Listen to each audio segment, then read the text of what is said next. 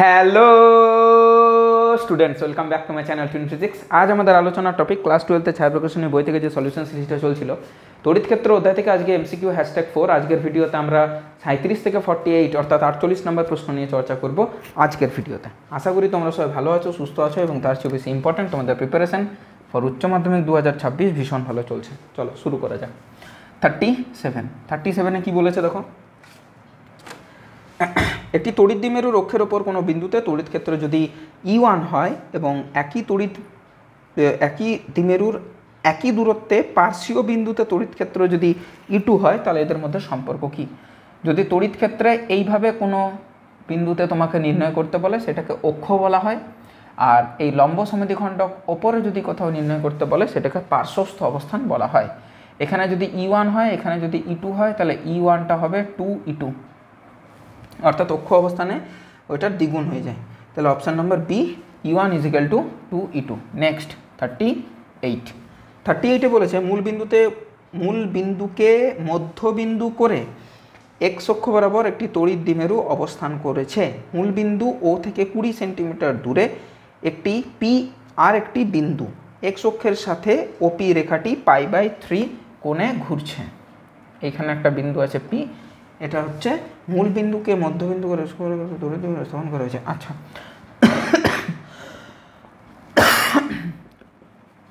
এই যে কোণটা এটা হচ্ছে π/3, এই জায়গাটা হচ্ছে মূল বিন্দু 0,0, আর এর ডিস্টেন্সটা হচ্ছে 20 সেন্টিমিটার। নেক্সট, এক্স অক্ষের সাথে ওপিকে রয়েছে। পি বিন্দুতে তড়িৎ ক্ষেত্রের অভিমুখ এক্স অক্ষের সঙ্গে আলফা কোণ করে। আলফা কোণের মান কত? পি বিন্দুতে তড়িৎ ক্ষেত্রের অভিমুখ। আচ্ছা, পি বিন্দুতে তড়িৎ ক্ষেত্রের যেটা অভিমুখ, সেই অভিমুখটা কি করে না, পি বিন্দুতে তড়িৎ ক্ষেত্রের অভিমুখ এক্স অক্ষের সঙ্গে আলফা কোণ করে। আচ্ছা, পি বিন্দুতে তড়িৎ ক্ষেত্রের অভিমুখ কোথায় হবে? পি বিন্দুতে। আচ্ছা, এই যে ভদ্রলোক ওকে নিজের দিকে টানবে। কেমন কোণ দ্বারা? এই কোণ দ্বারাই টানবে, এইভাবে হলো। এ কিন্তু টানবে ওকে এই কোণ দ্বারা, হলো। এটাও ঠিক আছে। তাহলে এদের মধ্যিখান দিয়ে দুটো টানা যেহেতু সেম হবে, এদের মধ্যিখান দিয়ে কোনো একটা খান দিয়ে যেহেতু দুজনের টানা সেম হবে, দুটোর চার্জ সেম, কিন্তু দুজনের ডিস্টেন্স কিন্তু আলাদা আলাদা। আচ্ছা, তাহলে মধ্যেখানে কোনো একটা খানে এটা হবে ওদের ইলেকট্রিক ফিল্ডের ও একে কাছে টানবে, ও ওকে দূরে ঠেলবে। সরি মাই মিস্টেক, ও একে এইভাবে দূরে ঠেলবে। তাহলে এর মধ্যিখান দিয়ে কোনো একটা খান দিয়ে কিন্তু এটা হবে, তাতে সেটা কাছে হোক বা দূরে হোক, এইভাবে কিছু একটা কোণ করবে। সে এক্স অক্ষের সাথে কত কোণ করেছে সেই জিনিসটা আমাকে বলে দিয়েছে। এক্স অক্ষের সাথে অর্থাৎ এই কোণটা আমাকে বলে দিয়েছে না বলেনি? না, এই কোণটা বলেনি, এটারই মান বার করতে বলেছে। এটাকে ধরে দিয়েছে আলফা। এটা π/3 যদি হয় তাহলে এই পুরোটা কিন্তু π/3। বোঝাতে পারলাম? একান্তর কোণ যেহেতু।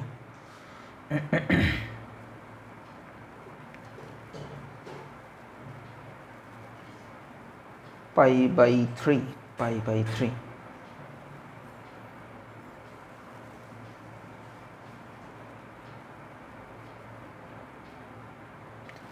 মানে এটা হচ্ছে তোমার থিটাটা হচ্ছে π/3। ডাইরেক্ট তুমি হিন্টস থেকেও করতে পারো, আদারওয়াইজ নাও করতে পারো। না, এটা কিন্তু হিন্টস দেখে করাটাই বেটার, না হলে পুরো ক্যালকুলেশনটা তোমাদের সামনে নামাতে হবে। এখানে হিন্টস যেটা দিয়েছে সেটা হচ্ছে tan φ, মানে যে কোণটা করবে tan φ = তড়িৎ ক্ষেত্রের সাথে এক্স অক্ষের যে কোণটা সেটা যদি φ হয়, তাহলে tan φ = half of tan theta. এবার এই tan φটা হবে tan, তোমার লিখেছে এরা আলফা মাইনাস π/3। কেন হলো একটু বোঝায়। আলফা মাইনাস π/3, এই যে আলফা আর এই যে π/3, ঠিক সেটা যদি তুমি একে অন্যের সাথে বিয়োগ করে নাও এক্স অক্ষের সাথে গঠিত কোণ, তাহলে এটা আলফা নয়, এক্স অক্ষের সাথে গঠিত কোণ মানে এইটা হচ্ছে কিন্তু আলফা, এইটা আলফা।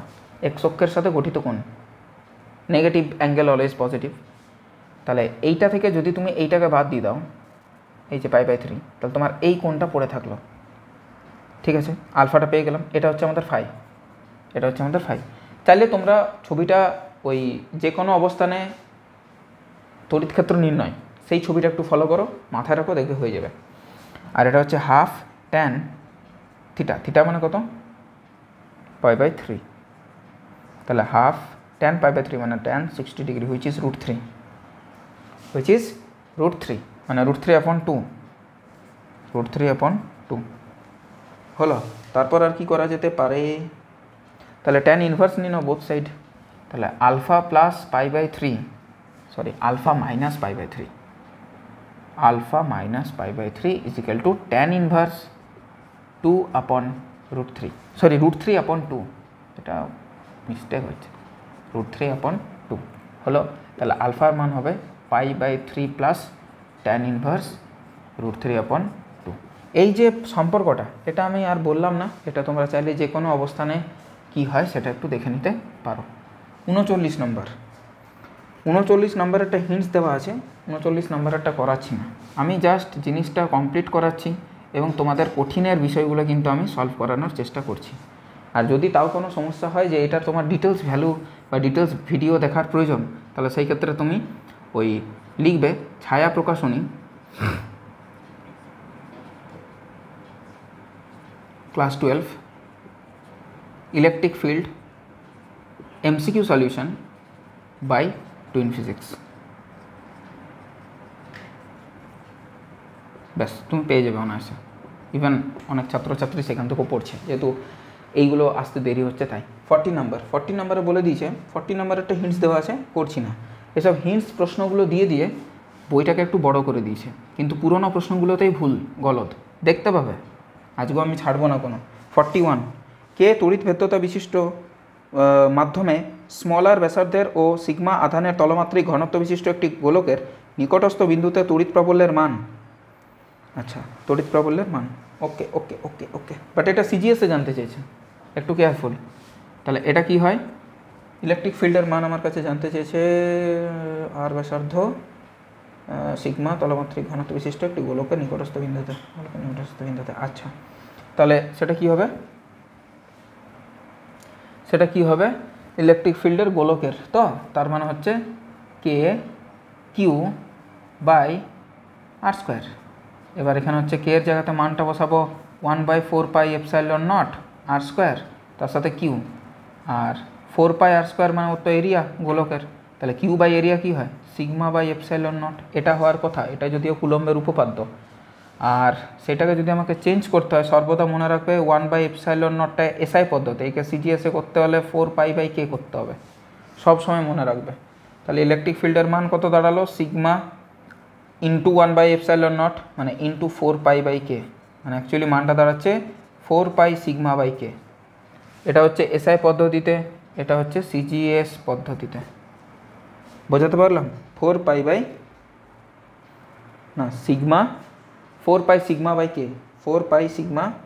4π/সিগমা তো নেই, এসআইতেই রেখেছে, তাহলে সিগমা/ε0, আগেটা একটা কে তো গুণ নেই, কেটা ভাগ আছে, সিগমা/ε0 আর নিচটাতে আছে কে, নিচটাতে কে, ও পরাবৈদ্যুতিক ধ্রুবকটা নিচটায় চলে আসবে, ইয়েস পরাবৈদ্যুতিক ধ্রুবক বিশিষ্টটা নিচটায় চলে আসবে। সিজিএসে করবার কোনো দরকার নেই, এসআইতে তোমার উত্তর বেরিয়ে যাবে, অসুবিধা নেই কিছু। আচ্ছা কোনো প্রবলেম নেই, তোমার হয়তো বুঝতে সমস্যা হচ্ছে, ছেড়ে দাও আমি আবার বোঝাচ্ছি, কোনো প্রবলেম নেই। দেখো ভালো করে দেখো জিনিসটা, আমরা কি জানি, আমরা জানি 41-এ E = KQ/r², অবভিয়াসলি এটাই জানি আমরা, কোনো সমস্যা নেই। এবার গল্পটা দাঁড়ালো যে এই কেটা তো 1/4πε0, এটাও আমরা জানি, মানে Q/4πε0 r², সত্যি কথা বলতে এটাই। এবার যদি প্রপার কোনো একটা মিডিয়াম হয় যেখানে ε0 কার্যকরী হবে না, সেখানে আমাকে কি রাখতে হবে, εr বা ওই মিডিয়ামটা। তাহলে যদি আমাকে εm আনতে হয় প্রপার কোনো একটা মিডিয়াম, 4πε0 জায়গায় εm দিলাম, r² দিলাম। আবার আমরা কি জানি বলো তো, εm দিয়ে আমাদের কোনো রাশিমালা নেই, ε0 দিয়ে রাশিমালা আছে। তাহলে কে বা পরাবৈদ্যুতিক ধ্রুবক মানে আমরা কি জানি, εm/ε0, কোনো মাধ্যমের তড়িৎ ভেদ্যতা ডিভাইডেড বাই শূন্য মাধ্যমের তড়িৎ ভেদ্যতা। তাহলে সেই ক্ষেত্রে আমি যদি বার করি E = Q/4π, এই এম সিগমা εm মানে k × ε0, ওকে, তার সাথে r²। এইবার দেখো Q/4πr², এটা হয়ে গেল সিগমা/k/ε0, তাই এটা এসছে অপশান নাম্বার এ। এর পরের যে অঙ্কটা আছে, এর পরের অঙ্কটা আমি জাস্ট একটা কথা বলতে চাই যে ছায়া প্রকাশনীর বইটা কি ওই 26,000 শিক্ষকের মধ্যে কোনো একজন লিখেছে এবছর? না, আমি বলতে একটু বাধ্য হলাম আর কি, কারণ ছায়া প্রকাশনীর বইয়ের দাম যা পরিমাণ তার কাছ থেকে এবং যতটা পপুলারিটি, এবছর ক্লাস 12-এর বই পাওয়া যাচ্ছে না, রীতিমতো ক্লাস 12-এর বই পাওয়া যাচ্ছে না। তো ছায়া প্রকাশনী এই বছর যে পরিমাণে পপুলারিটি অর্জন করেছে, ভালো বিষয়, সেটা কোনো সমস্যা নেই, কিন্তু সেইভাবে ছাত্রছাত্রীদের যে এক্সপেকটেশন, যে আশা, সেটার উপরে কিন্তু দাঁড়িয়ে থাকতে পারেনি। আমি অবাক হয়ে যাচ্ছি 42 নম্বরের যে অঙ্কটা, 42 নম্বরের অঙ্কটা যদি আমার আগের বছরের ভিডিও দেখো, আমি লিঙ্ক দিয়ে দিচ্ছি, নিচে দেখে নেবে, বা দেখতে পারো ইলেকট্রিক ফিল্ড এমসিকিউ #4-এ পাবে আগের বছরের, বাই টুইন ফিজিক্স সার্চ করবে, পেয়ে যাবে, কোনো প্রবলেম হবে না। প্রবলেম হলে দেখতে চাইলে বলবে, আমি লিঙ্ক দিয়ে দেবো। আগের বছর এই অঙ্কটা 41-এ ছিল, ঠিক আছে, কোনো প্রবলেম নেই। সমস্যাটা কোথায়? সমস্যা হচ্ছে আগের বছরের যে অঙ্কটা, এই বছরের যে অঙ্কটা, সেটা অপশান ডি, দুটোতেই সেম উত্তর আছে। অপশানটাই চেঞ্জ করে দিয়েছে। আগের বছরের অপশানে ছিল কে r²/4ε0, কে r²/4ε0 আগের বছরের, অর্থাৎ 2024-এর বলছি, মানে 25 বলতে চাইছি অ্যাকচুয়ালি, যারা 25-এ উচ্চ মাধ্যমিক দিয়েছে। আর যারা 26-এ উচ্চ মাধ্যমিক দেবে, অর্থাৎ তোমরা 26-এর গল্প, তাদের এই অপশান ডিতে ভুলবশত, হ্যাঁ ওরা তো ওটাই বলবে প্রিন্টিং মিস্টেক হয়ে গেছে, সেখানে দিয়েছে কে r²/3ε0। আমি কি বলবো আর যেটা আতিপাতিও প্রশ্ন নয়, নিজেদের বানানো প্রশ্নও নয়, একটু পাকামি মারতে গিয়ে প্রবলেমে পড়ে গেছে, ওয়েস্ট বেঙ্গল জয়েন্ট 2013-র প্রশ্ন। আগের বছর যে অঙ্কটা ঠিক, এবছর সেই অঙ্কটা ভুল। মানে এই ধরনের গলদ কি আর এতটা একটা সো কল্ড ইয়ের কাছ থেকে আমরা আশা করি, পাবলিশার্সের কাছ থেকে, প্রকাশনীর কাছ থেকে কি আশা করি না তো। এটাই হচ্ছে প্রবলেম আর কি।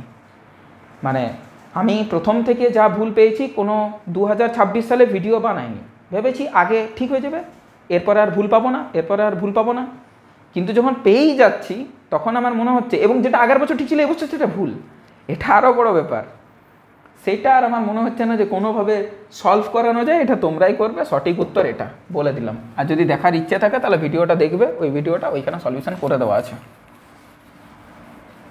বেশ, নেক্সট প্রশ্নে আমি চলে যাই। নেক্সট প্রশ্ন। বেশ, এর পরেরটাতে বলেছে যে ইলেকট্রিক ফিল্ডের মান আর তড়িৎ ফ্লাক্স সর্বোচ্চ কখন হবে? যখন তলের অবিলম্বের বলরেখার কোণ হবে 0 ডিগ্রি, অর্থাৎ E.ds হবে কখন?